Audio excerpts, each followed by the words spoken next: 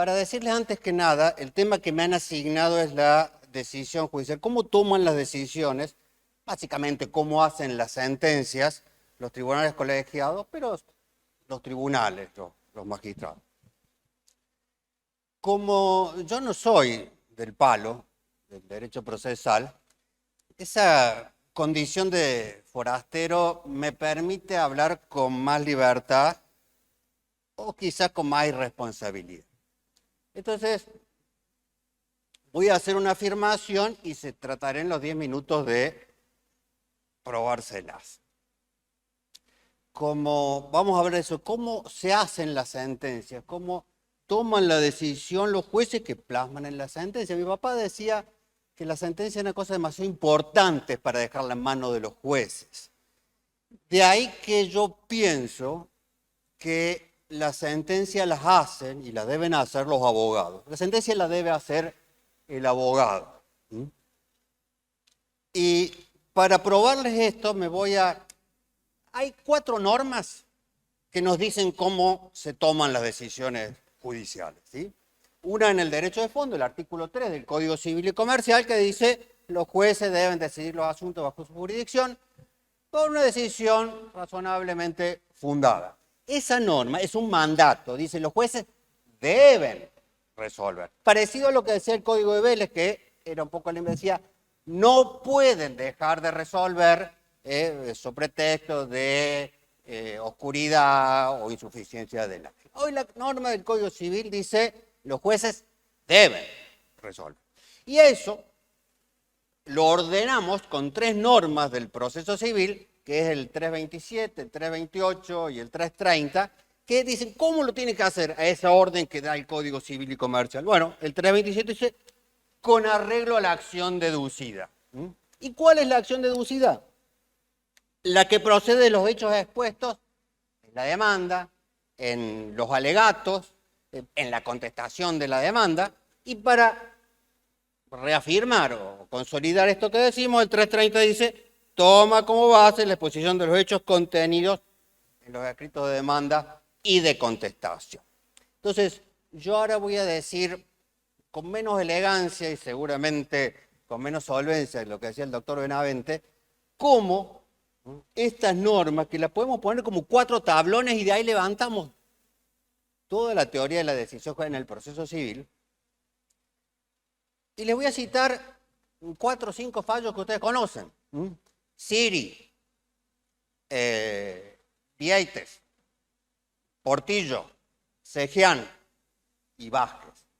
Siri, año 1957, la Corte, un tribunal colegiado, 10 años antes de que se sancione la ley de amparo, sanciona a pedido de un abogado que presenta una demanda, dice esto es como un habeas corpus, pero no para la libertad ambulatoria, sino para otro derecho de arraigo constitucional, y quiero que lo falle igual. Y esa corte, presidida por Alfredo Orgaz, integrada por, ustedes saben esos nombres, Gali, comentarista de Salvat, Villegas Basavilbaso, Julio Llanarte, el fiscal era Sebastián Soler, decide y crea el amparo, 10 años antes, llegan ahí los jueces antes que los legisladores, ¿a pedido de quién? De un abogado, que propuso en esa demanda. Y la Corte falló como originariamente. En Cot no fue tan así porque Cot era en realidad una causa penal que Orgaz la transformó en realidad en amparo. Vieites de Fernández, año 1977, la inflación, había autores como el propio Orgaz Llambías que decían un peso igual a un peso. Si el contrato dice 100, hay que pagar 100. Entonces vino un abogado a decir, me va a pagar eso, me va a pagar la segunda cuota del departamento, que creo que era en la Avenida del Libertador, la mitad, el 50% del valor, con lo que vale un par de zapatos. Y han pasado solamente 8 o 9 meses desde que...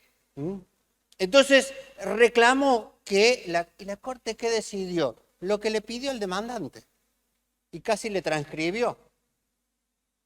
Y dijo, actualice. Problema que hoy tenemos y que no lo estamos terminando de resolver, pero voy a obviar a eso, que ahora buscamos con los intereses. El caso Sejian, que creo que fue un abogado de Belleville. El divorcio, en el año 1985 no había divorcio vincular. El abogado pide en la demanda de divorcio por presentación conjunta, dice, la norma de la ley de matrimonio civil no resuelve con justicia. Yo quiero volverme a casar. Y termina la corte diciendo, un año antes que saliera la ley de divorcio vincular, diciendo, es inconstitucional, y resuelve conforme le había pedido el abogado.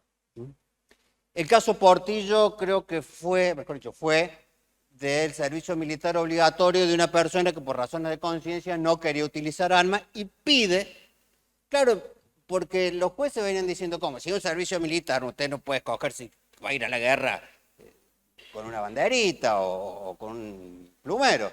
No, tiene que poner. Y él da sus razones en ese escrito de demanda que le interpone como un amparo, pero le dan un trámite dialéctico y la Corte termina decidiendo que puede prestar ese servicio de acuerdo a sus convicciones. El último que le menciono es el Vázquez, es el derecho a la pensión de la concubina, que el abogado demanda y pide que esa persona que había vivido 40 años y nunca se habían casado, le den la pensión de su pareja fallecida. Y la Corte fue el primero de los casos, luego hay muchos que van siguiendo esto. Pero quiero decirles, luego hay otros que no son del derecho, menciono esto, pero hay infinidad, tienen basta rica en el derecho penal cuando pide que la tenencia de estupefacientes, no se aplique la ley de estupefacientes, sino el artículo 19 de la Constitución Nacional. Alavi, Ángel Estrada contra la administración de puertos, es decir, que la Corte dice, no, yo tengo que permitir, aunque no haya ninguna acción, que revisemos la decisión de un órgano administrativo. Entonces, en estos casos, y en infinidad más, es la demanda del abogado. ¿Qué es lo importante para la decisión? El 175, el inciso segundo, tercero. ¿Qué tiene que hacer el abogado en la demanda y luego en la expresión de agravio? La cosa que se demanda, y fíjense qué bellas palabras, precisada con exactitud. No es la mitad del trabajo de los jueces, es todo el trabajo de los jueces. Cuando la cosa que se demanda está precisada con exactitud, ahí la demanda debe ser el proyecto de sentencia a la que yo aspiro. Yo en la demanda, o en la expresión de agravio, o en la defensa, en la contestación de la demanda, le tengo que redactar al tribunal qué pretendo que decida. Y luego él le dará fundamentos. Más o menos convincentes, recién nos ilustraron perfectamente los profesores que acerca de si las convicciones, pero una demanda bien hecha, una contestación bien hecha, es la sentencia que yo quiero obtener de ese tribunal. Muchas gracias.